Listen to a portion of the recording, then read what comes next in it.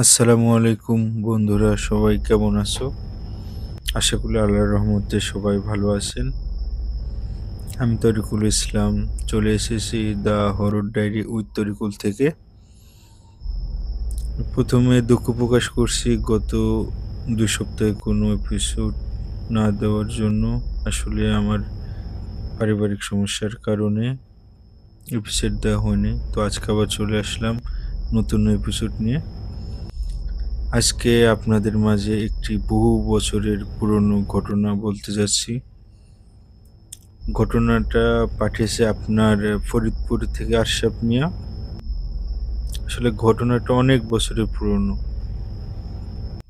উম, লোকে মুখে শোনা ঘটনা, একটা গীত বা কি বলে আপনার অনেক বছরের আগের ঘটনা, যা বলা হয় আপনার লোক কাহিনী বা আহ, প্রাচীন গল্পকথা, এই ধরনের আর একটা ঘটনা। তো আশরাফ মিয়া আমাদের পাঠাইছে। আমি ঘটনাটার নাম দিয়েছি এরকম যে আল্লাহর বুজুর্গ বান্দা ও ভয়ঙ্কর শক্তিশালী জিনের কাহিনী। তো চলেন আমরা ঘটনাটা শুরু করি। ঘটনাটা যেরকম লেখা আছে আমি সেরকমই বলার চেষ্টা করছি। ঘটনার ভূমিকা এরকম লেখা আছে: ঘটনাটি গত শতাব্দীর মাঝামাঝি সময়ে, যা আজও অনেক প্রবীণ মানুষ এবং আধ্যাত্মিক সাধকদের মুখে মুখে ঘোরে। এটি মূলত একজন অভিশপ্ত শক্তিশালী জিন এবং একজন পরহেজগার আল্লাহর বান্দা বা উলির আধ্যাত্মিক লড়াইয়ের কাহিনী। হুম, তো চলেন আমরা চলে যাই সরাসরি ঘটনায়। ঘটনাটি ঘটে বরিশালের এক গহীন একটি বিশাল আমবাগান ছিল, যা অভিশপ্ত বাগান হিসেবে পরিচিত ছিল। সেখানে একটি অতি প্রাচীন ও শক্তিশালী জিন বসবাস করত। সে ছিল অত্যন্ত অহংকারী এবং মানুষের উপর অত্যাচার করতে ভালোবাসত। গ্রামের মানুষ গ্রামের কোনো মানুষ বিকেলের পর সে আমবাগানের পাশ দিয়ে যাওয়ার সাহস করত না, কারণ কেউ গেলে তাকে ভয় দেখানো হতো বা পথ ভুলিয়ে দেওয়া বা শারীরিক ক্ষতি করার ছিল ওই জিনের কাজ। তো গ্রামবাসীরা এই জিনিসটা নিয়ে অনেক কষ্ট ছিল বা থাকতো। তারা আল্লাহর কাছে মুনাজাত করত এবং আল্লাহর কাছে সাহায্য চাইতো। এক সময় আল্লাহর ইচ্ছায় ওই গ্রামে পা রাখলেন মাওলানা আব্দুল কুদ্দুস। তিনি ছিলেন অত্যন্ত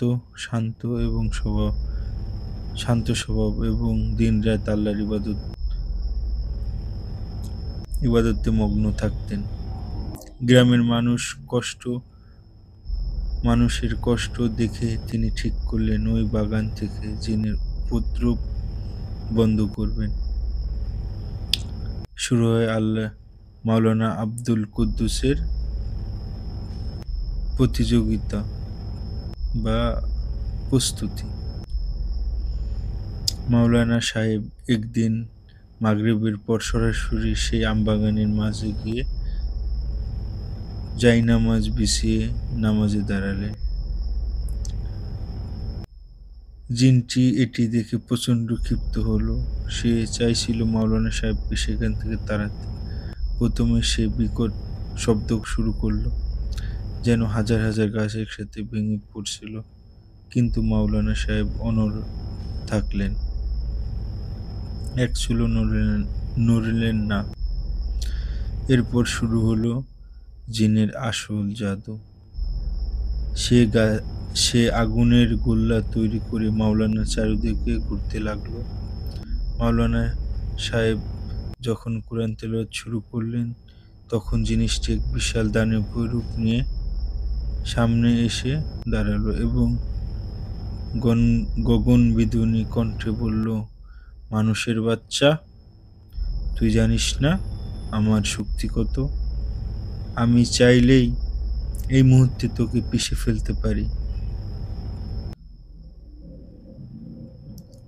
কিন্তু আমি চাই না তুই একটা ভালো মানুষ আমার হাতে মর। তোকে সময় দিচ্ছি, চলে যা। কিন্তু মাওলানা সাহেব শান্ত স্বরে উত্তর দিল, শক্তি কেবল আল্লাহর। তুমি যদি শক্তিশালী হও তবে আমারও আমার এই লাঠিটি মাটি থেকে তুলে দেখাও। তিনি তার হাতের সাধারণ কাঠের লাঠিটি বিসমিল্লাহ বলে মাটিতে গেঁথে দিলেন। জিনটি তাচ্ছিল্যের হাসি হাসল এবং লাঠিটি তুলতে হাত বাড়ালো। কিন্তু আশ্চর্যের বিষয়, ওই বিশাল শক্তিশালী জিন তার সমস্ত শক্তি প্রয়োগ করেও লাঠিটি ১ ইঞ্চিও নাড়াতে পারল না। সে পাহাড়ের সমান রূপ নিল, ধোঁয়া হয়ে চাবুক মারল, কিন্তু লাঠিটি মাটির সাথে যেন খোদাই হয়ে গিয়েছিল। এটা দেখে শক্তিশালী জিনটি অসহায়ের মতো তাকিয়ে রয়েছে। অসহায় জিনটি যখন হাঁপাতে লাগলো তখন মাওলানা সাহেব বললেন, তোমার শক্তি ক্ষণস্থায়ী আর আল্লাহর কালামের শক্তি অনন্ত। এখন দেখো আমার প্রভুর কুদরত। তিনি সূরা আম্বিয়ার একটি বিশেষ আয়াত পাঠ করতেই পুরো বাগানের তীব্র আলোকছটা ছড়িয়ে পড়ল। সেই আলোতে জিনটি পুড়ে যাওয়ার উপক্রম হলো। সে অসহ্য যন্ত্রণা চিৎকার করে মাওলানার পায়ে লুটিয়ে পড়ল এবং ক্ষমা চাইল। সেই শক্তিশালী জিনটি মাওলানার কাছে ইসলামের বায়াত গ্রহণ করার ইচ্ছা প্রকাশ করলেন এবং মাওলানা সাহেব তাকে বয়াত করলেন। সে কথা দিল যে সে আর কোনোদিন মানুষের ক্ষতি করবে না এবং ওই বাগান ছেড়ে কোনো নির্জন পাহাড়ে চলে যাবে। পরের দিন সকালে গ্রামবাসীরা দেখল বাগানের মাঝখানে মাওলানা সেই লাঠি থেকে ছোট ছোট সবুজ পাতা গজিয়ে গেছে, যা এক অলৌকিক চিহ্ন। সেই থেকে ওই বাগানের উপদ্রব চিরতরে বন্ধ হয়ে যায়। মাওলানা সাহেব প্রমাণ করে দিলেন যে পৃথিবীর সবচেয়ে শক্তিশালী জিনের চেয়েও একজন খাঁটি ইমানদার আল্লাহর বান্দা অনেক বেশি শক্তিশালী। তো